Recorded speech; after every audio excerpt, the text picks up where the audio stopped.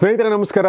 ಈ ಮಾಯೆ ಚಾನಲ್ಗೆ ನಿಮಗೆಲ್ಲ ಸ್ವಾಗತ. ನಾನು ಗಬ್ರೀಶಕ್ಕೆ. ಇವತ್ತು ನಾನು ನಿಮಗೆ ಇನ್ನೊಂದು ರೆಕಮೆಂಡೇಷನ್ ಅಂತ ಅನ್ಕೋಬಹುದು. ನೀವು ಈ ಮಾಯೆ ರೆಕಮೆಂಡೇಷನ್ ಅಂತ ಅನ್ಕೋಬಹುದು. ಸೊ ಅದನ್ನು ತರ್ತಾ ಇದ್ದೀನಿ. ಅದು ಯಾವುದು ಅಂದರೆ ಇತ್ತೀಚೆಗೆ ನೆಟ್ಫ್ಲಿಕ್ಸ್ನಲ್ಲಿ ರಿಲೀಸ್ ಆಗಿರುವಂಥ ಒಂದು 7 ಎಪಿಸೋಡ್ ವೆಬ್ ಸಿರೀಸ್. ಅದರ ಹೆಸರು ದ ಬಾಸ್ಟರ್ಡ್ಸ್ ಆಫ್ ಬಾಲಿವುಡ್ ಅಥವಾ the bats of Bollywood. So ಈ ಒಂದು ಸಿರೀಸ್ನ ನಾನು ಕಳೆದ 3-4 ದಿನಗಳಿಂದ ನೋಡಿ ಅಂದ್ಕೊಂಡೆ ಇದನ್ನು ನಿಮ್ಮ ಎದುರುಗಡೆ ಹೇಳಲೇಬೇಕು ಅಂತ. ಮೊದಲನೇ ವಿಶೇಷತೆ ಏನು ಈ ಒಂದು ನೆಟ್ಫ್ಲಿಕ್ಸ್ ಅಂದರೆ, ಇದನ್ನು ನಿರ್ದೇಶನ ಮಾಡಿರೋದು, ಇದನ್ನು ಬರೆದಿರೋದು ಯಾರು ಅಂದರೆ ನಮ್ಮ ಹಿಂದಿಯ ಸೂಪರ್ ಸ್ಟಾರ್ ಶಾರುಖ್ ಖಾನ್ನ ಮಗ ಆರ್ಯನ್ ಖಾನ್. ಸೊ ಆರ್ಯನ್ ಖಾನ್ ಮಾಡಿರುವಂಥ ಈ ಒಂದು ಸಿರೀಸ್ ಬಾಸ್ಟರ್ಡ್ಸ್ ಆಫ್ ಬಾಲಿವುಡ್ ಹೇಗಿದೆ ಅನ್ನೋದನ್ನು ನಾನು ಈ ಒಂದು ವಿಡಿಯೋದಲ್ಲಿ ಹೇಳೋಕ್ಕೆ ಪ್ರಯತ್ನ ಪಡ್ತೀನಿ. ಆದರೆ ಅದನ್ನು ಹೇಳೋಕ್ಕಿಂತ ಮುಂಚೆ ನಾನು ಹೇಳೋದೇನೆಂದರೆ, ಯಾವುದೇ ಕಾರಣಕ್ಕೂ ಈ ಸಿರೀಸ್ನ ಮಿಸ್ ಮಾಡ್ಕೊಳ್ಬೇಡಿ, ಅಷ್ಟೇ. As simple as that. But ಯಾಕೆ ನೋಡಬೇಕು ಅನ್ನೋದ್ರ ಬಗ್ಗೆ ಒಂದಷ್ಟು ವಿಚಾರಗಳು ಹೇಳ್ತೀನಿ. ನಾವೆಲ್ಲ ಚಿಕ್ಕಂದಿನಿಂದ ಬಾಲಿವುಡ್ ಬಗ್ಗೆ ಅದನ್ನು ಓದ್ಕೊಂಡು ತಿಳ್ಕೊಂಡು ಸಿನಿಮಾಗಳು ನೋಡಿಕೊಂಡು ಬೆಳ್ಕೊಂಡು ಬಂದಿದ್ದೀವಿ ಅಲ್ವಾ. ಅಮಿತಾಬ್ ಬಚ್ಚನ್ ಇರ್ಬೋದು, ಶಶಿ ಕಪೂರ್ ಇರ್ಬೋದು, ರಿಷಿ ಕಪೂರ್ ಅಲ್ಲಿಂದ ಹಿಡ್ಕೊಂಡು ಅದಕ್ಕಿಂತ ಮುಂಚೆ ನಮ್ಮ ತಂದೆ ಜನ್ರೇಷನ್ ದೇವಾನಂದ್, ದಿಲೀಪ್ ಕುಮಾರ್, ಆ ಥರದ ರಾಜ್ ಕಪೂರ್ ಜನ್ರೇಷನಿಂದ ಹಿಡ್ಕೊಂಡು ಆಮೇಲೆ ಇತ್ತೀಚೆಗೆ ಸಲ್ಮಾನ್ ಖಾನ್, ಆಮಿರ್ ಖಾನ್ ಮತ್ತು ಶಾರುಖ್ ಖಾನ್ ಜನ್ರೇಷನಿಂದ ಹಿಡ್ಕೊಂಡು ಈಗ ಕಾರ್ತಿಕ್ ಆರ್ಯನ್ ಮತ್ತು ತುಂಬ ಜನ ಇತ್ತೀಚೆಗೆ ಬಂದಿರುವಂಥವ್ರು, ಅಂಥವ್ರು ಎಲ್ಲ ನೋಡ್ಕೊಂಡು ಬಂದಿದ್ದೀವಿ. ಆದರೆ ನಮಗೆ ಬಾಲಿವುಡ್ ಅಂತಂದರೆ ಹೊರಗಡೆ ಜಗತ್ತು. ನಾವು ಅದಕ್ಕೆ ಹೊರಗಡೆಯವರು, ಅದು ನಮಗೆ ಹೊರಗಡೆದು. ನಮಗೆ ಏನು ಹತ್ತಿರ ಅಂದರೆ ಸಿನಿಮಾ ಅಷ್ಟೇ ಹತ್ತಿರ ಅಲ್ವಾ. ಬಾಂಬೆ ಅವ್ರಿಗೆ ಯಾರಾದರೂ ಅಥವಾ ಮುಂಬೈನವ್ರ ಜೊತೆಗೆ ಯಾರಿಗಾದರೂ ಮಾತಾಡಿದರೆ ಅಲ್ಲಿ ಹೇಳುವಂಥ ಕೆಲವು ಸುದ್ದಿಗಳನ್ನ ಕೇಳಿದರೆ ಆಶ್ಚರ್ಯ ಆಗುತ್ತೆ. ಹೀಗೆಲ್ಲ ಇದೆಯಾ ಅಂಥೇಳಿ. ಸುಮಾರು ವರ್ಷಗಳ ಹಿಂದೆ ನನಗೆ ಒಂದು ಗುಲ್ಶನ್ ಕುಮಾರ್ ಅವರ ಮರ್ಡರ್ ಆದಾಗ ಅದು ಯಾಕೆ ಹಾಗಾಯಿತು ಅಂತ ಕೇಳಿದಾಗ ಮುಂಬೈ ಒಬ್ಬ ವ್ಯಕ್ತಿ ನನಗೆ ಒಂದು ಮಾತನ್ನು ಹೇಳಿದರು. ಅದು ಕೇಳಿ ನನಗೆ ಆಶ್ಚರ್ಯ ಮತ್ತು ಶಾಕ್ ಎರಡೂ ಆಗಿತ್ತು. ದೂರದಿಂದ ನಾವೇನು ನೋಡ್ತಾ ಇದ್ದೀವಿ ಅದು ಆ ಥರ ಅಲ್ಲ, ಅದು ಬೇರೆ ಥರ ಇದೆ ಅಂತ ಹೇಳಿ. ಓಕೆ, ಸೊ ಇದ್ರ ಜೊತೆಗೆ ಇನ್ನೊಂದು ಇನ್ಸಿಡೆಂಟ್ ನನಗೆ ಈಗ ನೆನಪು ಬರ್ತಾ ಇದೆ. ಅದೇನೆಂದರೆ, ಐಶ್ವರ್ಯ ರೈ ಮತ್ತು ಸಲ್ಮಾನ್ ಖಾನ್ ಮಧ್ಯೆ ಒಂದು ಕಾಲಕ್ಕೆ ಒಂದು ಪೀಕ್ ಒಂದು ಲವ್ ಸ್ಟೋರಿ ತುಂಬ ಸುದ್ದಿ ಮಾಡ್ತಾ ಇತ್ತು. ಅದೇ ಟೈಮಲ್ಲಿ ಅಂದರೆ ಅವರಿಬ್ಬರ ಮಧ್ಯೆ ಏನೋ ನಡೀತಾ ಇದೆ ಅಂಥೇಳಿ, ಅದೇ ಟೈಮಲ್ಲಿ ಇನ್ನೊಬ್ಬ ವ್ಯಕ್ತಿ ಐಶ್ವರ್ಯನ ಇಷ್ಟಪಡ್ತಾ ಇದ್ದ. ಆತ ಯಾರು ಅಂದರೆ ವಿವೇಕ್ ಒಬೇರಾಯ್. ವಿವೇಕ್ ಒಬೇರಾಯ್ ಎಷ್ಟು ಇಷ್ಟಪಡ್ತಾ ಇದ್ದ ಐಶ್ವರ್ಯಗೆ ಅಂದರೆ, ಸಲ್ಮಾನ್ ಖಾನ್ ಆಕೆಯ ಬದುಕಲ್ಲಿ ಬರೋದು ಆತನಿಗೆ ಇಷ್ಟ ಆಗಲಿಲ್ಲ, ಏನೇನೋ ಆಗಿ ಆತ ಒಂದು ಪ್ರೆಸ್ ಮೀಟ್ ಮಾಡ್ತಾನೆ Vivek Oberoi. Salman Khan called me on my phone. उन्होंने मुझे मेरे मोबाइल पे फ़ोन किया डायरेक्टली. स्टार्टेड आस्किंग मी कि मेरा चक्कर या मेरा अफेयर किसके साथ चल रहा है. उन्होंने ऐश्वर्या का नाम लिया, उन्होंने दिया मिर्ज़ा का नाम लिया. ಸೊ ಈಗಲೂ ಕೂಡ ಅದರ ಬಿಸಿಯನ್ನು ಈಗಲೂ ಕೂಡ ವಿವೇಕ್ ಒಬೇರಾಯ್ ಅನುಭವಿಸ್ತಾ ಇದ್ದಾರೆ. ಅದನ್ನು ಸುಮಾರು ಸಲ ಅವರು ಹೇಳಿದ್ದಾರೆ, ನಾನು ತಪ್ಪು ಮಾಡಿದೆ, ನಾನು ಮಾತಾಡಬಾರ್ದಾಗಿತ್ತು ಅಂತ. ಆ ಪ್ರೆಸ್ ಮೀಟನ್ನು ಯಾರ ವಿರುದ್ಧ ಮಾಡ್ತಾರೆ? ಸಲ್ಮಾನ್ ಖಾನ್ ವಿರುದ್ಧ. ಇದು ಅಗೇನ್ ನಾವು ಹೊರಗಡೆಯಿಂದ ನೋಡಿರುವಂಥದ್ದೇ, ಟಿ ವಿನಲ್ಲಿ ನೋಡಿರುವಂಥದ್ದು, ಓದಿರುವಂಥದ್ದು. ಆದರೆ ನಿಜಕ್ಕೂ ಬಾಲಿವುಡ್ ಒಳಗಡೆ ಹೇಗಿದೆ ಅಂತ ನಿಮ್ಗೆ ಅರ್ಥ ಆಗಬೇಕಾದ್ರೆ ಈ ಸಿರೀಸ್ ನೋಡಿ, the bastards of Bollywood. Aryan Khan ಬಾಲಿವುಡ್ಡಲ್ಲೇ ಹುಟ್ಟಿ ಬಾಲಿವುಡ್ಡಲ್ಲೇ ಬೆಳೆದಿರೋದು, ಬಾಲಿವುಡ್ ಜೊತೆಗೇ ಬೆಳೆದಿರೋದು. ಯಾಕೆಂದರೆ ಶಾರುಖ್ ಖಾನ್ ಅವ್ರ ತಂದೆ ಹಿಂದಿಯ ಸೂಪರ್ ಸ್ಟಾರ್.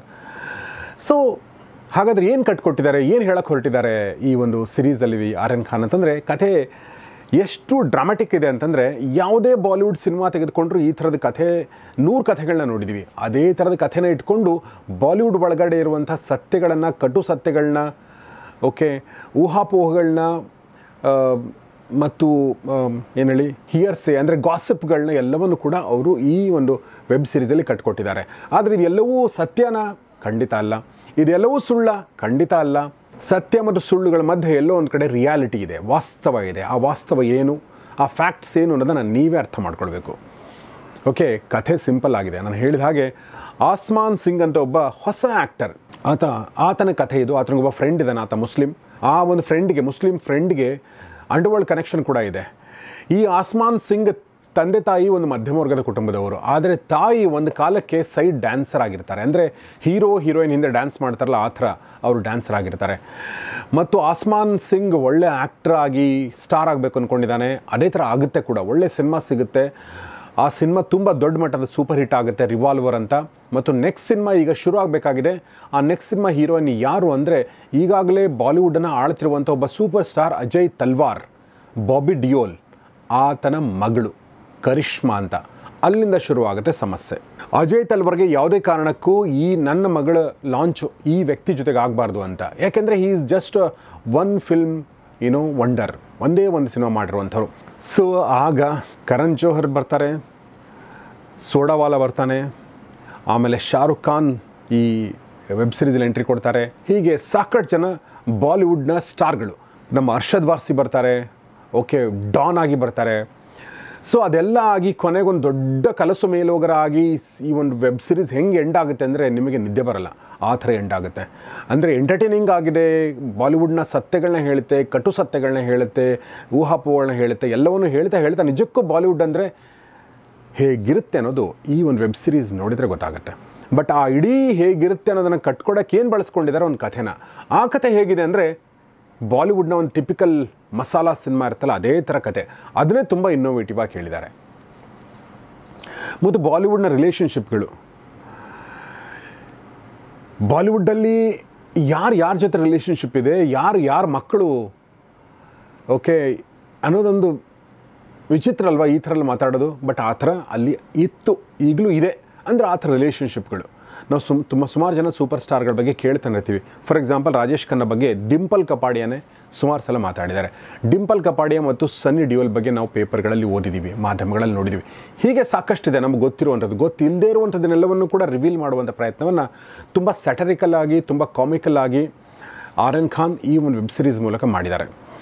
ಇದರಲ್ಲಿ ಒಂದು ಕ್ಯಾರೆಕ್ಟರ್ ಇದೆ, ಅಂದರೆ ಎಂಥೆಂಥ ಕ್ಯಾರೆಕ್ಟರ್ಗಳು, ಈ ಥರ ಕ್ಯಾರೆಕ್ಟರ್ಗಳನ್ನ ನಿಜಕ್ಕೂ ಇದೆಯಾ ಅಂತ ಬರುತ್ತೆ. ಅಂದರೆ ಕರಿಷ್ಮಾ ಅಂತ ಏನು ಆ್ಯಕ್ಟ್ರೆಸ್ ಇದ್ದಾಳೆ, ಸೂಪರ್ ಸ್ಟಾರ್, ಅಂದರೆ ಬಾಲಿವುಡ್ನ ಆ ಒಂದು ವೆಬ್ ಸೀರೀಸಲ್ಲಿ ಸೂಪರ್ ಸ್ಟಾರ್ ಅಜಯ್ ತಲ್ವಾರ್ ಅಂತ, ಆತನ ಮಗಳು ಕರಿಷ್ಮಾಗೆ ಒಬ್ಬ ಬ್ರದರ್ ಇದ್ದಾನೆ. ಅವನು ಎಂಥ ವಿಕ್ಷಿಪ್ತ ಅಂತಂದರೆ ಅವನು ತನ್ನ ಸಿಸ್ಟರ್ ಬಗ್ಗೆನೇ ಕೆಟ್ಟದಾಗಿ ಮಾತಾಡ್ಕೊಂಡು ಓಡಾಡ್ತಿರ್ತಾನೆ. ಮತ್ತು ಅವನ ಇಡೀ ಕ್ಯಾರೆಕ್ಟರ್ ಹೇಗಿದೆ ಅಂದರೆ ಇಂಥ ಕ್ಯಾರೆಕ್ಟರ್ಗಳು, ಇಂಥ ವ್ಯಕ್ತಿಗಳು ಲೈಫಲ್ಲಿ ಜಗತ್ತಲ್ಲಿ ಹುಟ್ತಾರ ಬದುಕ್ತಾರ ಅನ್ನೋ ಒಂಥರದ್ದು ಕ್ಯಾರೆಕ್ಟರ್ ಇದೆ. ಅದೊಂದು ಎಕ್ಸಾಂಪಲ್ ಅಷ್ಟೇ. ಆ ಥರ ನೂರಾರು ವಿಚಿತ್ರ ಕ್ಯಾರೆಕ್ಟರ್ಗಳು. ಬಾಲಿವುಡ್ನ ಆಲ್ಕೋಹಾಲಿಸಮ್, ಬಾಲಿವುಡ್ನ ಮೀಟು, ಅಂದರೆ ಮೀಟು ಅಂತ ಇತ್ತೀಚೆಗೆ ನೋಡಿದ್ದೀವಿ ನಾವು ಅಲ್ವಾ. ಅಂದರೆ ಲೈಂಗಿಕ ಕಿರುಕುಳ ಎಷ್ಟಿತ್ತು ಅಂತ ಒಬ್ಬ ಪ್ರೊಡ್ಯೂಸರ್ ಹೇಳ್ತಾನೆ, ನಾನು ಮುಂಚೆ ಹೆಂಗಿದ್ದೆ ಅಂತ ಒಂದು ತನ್ನ ವೈಭವದ ದಿನಗಳು ನೆನೆಸ್ಕೊಳ್ತಾನೆ. ಈಗ ನೋಡಿದರೆ ಮೀಟು ಮುಂಚೆ ಎಲ್ಲ ಬೇರೆ ಥರನೇ ಇತ್ತು ಅಂತ ಹೇಳ್ತಾನೆ. ಸೊ ಹಾಗೆ ನನಗದನ್ನು ಕೇಳಿದಾಗ ಕನ್ನಡದ ಒಬ್ಬ ಪ್ರೊಡ್ಯೂಸರ್ ನೆನಪಿಗೆ ಬಂದರು. ಆ ಪ್ರೊಡ್ಯೂಸರ್ ಈಗಿಲ್ಲ. ಅವ್ರು ಹೇಳ್ತಾಯಿದ್ರು, ನಾನು ಅವ್ರು ಆಫ್ ದ ರೆಕಾರ್ಡ್ ಮಾತಾಡ್ಬೇಕಾದ್ರೆ ನನ್ನ ಜೊತೆಗೆ ಹೇಳಿದರು, ಯಾವುದೇ ಹೀರೋ ಜೊತೆ ಸೈನ್ ಮಾಡಬೇಕಾದ್ರೆ ಆಕೆ ನನ್ನ ಜೊತೆಗೆ ಇರಬೇಕು, ಅದನ್ನು ನಾನು ಶ್ಯೂರ್ ಮಾಡಿಕೊಂಡೆ, ಅದನ್ನು ಖಾತ್ರಿ ಪಡಿಸ್ಕೊಂಡೆ ನಾನು ಸೈನ್ ಮಾಡ್ತಿದ್ದೆ ಅಂತ. ನಾನು ಆ ಮಾತನ್ನು ಇನ್ನೇನು ಮುಂದುವರಿಸ್ಬೇಕನ್ನೋಷ್ಟೊತ್ತಿಗೆ ಇನ್ನೊಬ್ಬರು ಬಂದರು ಆ ಟೈಮಲ್ಲಿ. ಹೀಗಾಗಿ ಅದು ಅಲ್ಲಿಗೆ ನಿಂತೋಯ್ತು. ಅಂದರೆ ಇಲ್ಲೂ ಇತ್ತು, ಅಲ್ಲೂ ಇದೆ. ಬಟ್ ಕಾನ್ಷಿಯಸ್ನೆಸ್ ಬೆಳೀತಾ ಇದೆ, ಅವೇರ್ನೆಸ್ ಬೆಳೀತಾ ಇದೆ. ಹೀಗಾಗಿ ಸ್ವಲ್ಪ ಜನ ಅವೇರ್ ಆಗಿದ್ದಾರೆ. ಹೀಗಾಗಿ ಆ ಟೇಕನ್ ಫಾರ್ ಗ್ರಾಂಟೆಡ್ ಅಟಿಟ್ಯೂಡ್ ಇದೆಲ್ಲ ಅದು ಸ್ವಲ್ಪ ಕಡಿಮೆ ಆಗಿದೆ. ಬಿಟ್ಟರೆ ಈ ಒಂದು ಮನಸ್ಸಲ್ಲಿ, ಮನುಷ್ಯನ ಮನಸ್ಸಲ್ಲಿ ಅಥವಾ ಗಂಡಸಿನ ಮನಸ್ಸಲ್ಲಿ ಏನಿರುತ್ತೆ ಅನ್ನೋದನ್ನು ತುಂಬ ಚೆನ್ನಾಗಿ ಈ ಒಂದು ವೆಬ್ ಸೀರೀಸಲ್ಲಿ ತೋರಿಸಿದ್ದಾರೆ. ಸೊ ಅಷ್ಟೇ. ಆರ್ಯನ್ ಖಾನ್ ಒಬ್ಬ ಸ್ಟಾರ್ ಕಿಡ್, ಮತ್ತು ಇದಕ್ಕಿಂತ ಮುಂಚೆ ಯಾವುದೋ ಒಂದು ಡ್ರಗ್ ಕೇಸಲ್ಲಿ ಸಮೀರ್ ವಾಂಖೇಡೆ ಅನ್ನೋರು ಅರೆಸ್ಟ್ ಮಾಡಿರೋದು ಅದೆಲ್ಲ ಕೂಡ ನಾವು ನೋಡಿದ್ವಿ. ಆ ಕ್ಯಾರೆಕ್ಟರ್ಗಳು ಕೂಡ ಇಲ್ಲಿ ಬರುತ್ತೆ. ಬಟ್ ನಮಗೇನು ಅನಿಸುತ್ತೆ, ಆರ್ಯನ್ ಖಾನ್ ಈ ಥರ ವೆಬ್ ಸೀರೀಸ್ ಮಾಡೋಕ್ಕೆ ಸಾಧ್ಯನಾ ಅಂತ ನನಗೆ ಮೊದಲನೇ ಬಾರಿಗೆ ನಂಬೋಕ್ಕಾಗಲಿಲ್ಲ. ಆದರೆ ಸ್ಟಾರ್ ಕಿಡ್ಗಳು, ನೆಪೋ ಕಿಡ್ಗಳು, ಎಲ್ಲ ಸವಲತ್ತುಗಳು ಸಿಕ್ಕಿರುವಂಥ ಕಿಡ್ಗಳು ಕೂಡ ಒಳ್ಳೆ ವೆಬ್ ಸೀರೀಸ್ ಮಾಡ್ಬೋದು, ಒಳ್ಳೆ ಸಿನಿಮಾ ಮಾಡ್ಬೋದು ಅಲ್ವಾ. ಸೊ ಅದಕ್ಕೊಂದು ಎಕ್ಸಾಂಪಲ್ ಈ ಒಂದು ವೆಬ್ ಸೀರೀಸ್. ಖಂಡಿತ ಇದು ಮಕ್ಕಳ ಜೊತೆ ನೋಡುವಂಥದ್ದು, ಫ್ಯಾಮಿಲಿ ಜೊತೆ ನೋಡುವಂಥದ್ದಲ್ಲ. ಇದು ಖಂಡಿತ ಅಡಲ್ಟ್ ಕಾಂಟೆಂಟೇ ಇದೆ ಇದರಲ್ಲಿ. ಓಕೆ, ಸೀನ್ಗಳು ಆ ಥರ ಇರದೇ ಇರ್ಬೋದು, ಬಟ್ ಆ ಫೀಲ್ ಆ ಥರ ಇದೆ. ಮತ್ತು ಕೆಲವೊಂದು ಸೀನ್ಗಳಂತೂ ದೇವರನ್ನೇ ನೋಡೋಕ್ಕಾಗಲ್ಲ ಎಲ್ಲರ ಜೊತೆಗೂ ಕೂಡ, ಅಷ್ಟು ಅಡಲ್ಟ್ ಕಾಂಟೆಂಟ್ ಇದೆ. ಆದರೆ ರಿಯಾಲಿಟಿ ಏನು ಅನ್ನೋದನ್ನು ತೋರಿಸುವಂಥ ಪ್ರಯತ್ನವನ್ನು ಈ ವೆಬ್ ಸೀರೀಸ್ ಮಾಡುತ್ತೆ. ಎಂಟರ್ಟೈನಿಂಗ್ ಆಗಿದೆ, ನಿಮಗೆ ಖುಷಿ ಕೊಡುತ್ತೆ, ನಗು ಬರುತ್ತೆ, ಸಿಟ್ಟು ಬರುತ್ತೆ. ಓಕೆ, ಆಮೇಲೆ ಕೊನೆಗೊಂದು ರಿವೀಲ್ ಆಗುತ್ತೆ, ಆ ಒಂದು ಸಸ್ಪೆನ್ಸ್. ಓಕೆ, ಮೈಂಡ್ ಬ್ಲೋ ಆಗುತ್ತೆ. ಸೊ ಅಷ್ಟೇ. ನೋಡಿದವರು ದಯವಿಟ್ಟು ಕಮೆಂಟ್ ಬಾಕ್ಸಲ್ಲಿ ತಿಳಿಸಿ ಹೇಗಿದೆ ಅಂತ, ಮತ್ತು ನೋಡದೇ ಇರೋರು ನೋಡಿದ ಮೇಲೆ ಕಮೆಂಟ್ ಬಾಕ್ಸಲ್ಲಿ ತಿಳಿಸಿ. ನೋಡ್ತಾರೆ ಈ ಮಾಯೆ, ನೋಡ್ತಾರೆ ಒಳ್ಳೆ ಕಾಂಟೆಂಟ್ನ. ನಮಸ್ಕಾರ.